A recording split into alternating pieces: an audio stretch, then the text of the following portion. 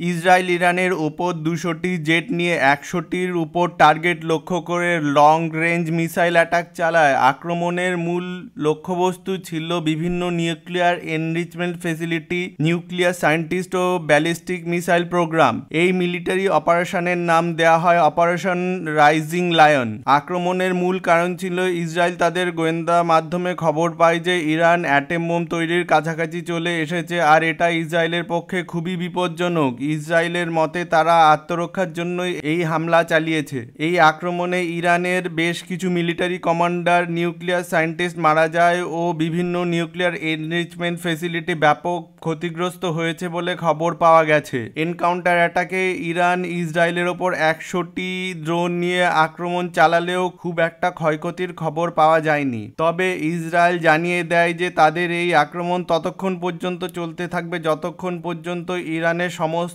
Nuclear facility ধ্বংস না হয়ে যায়।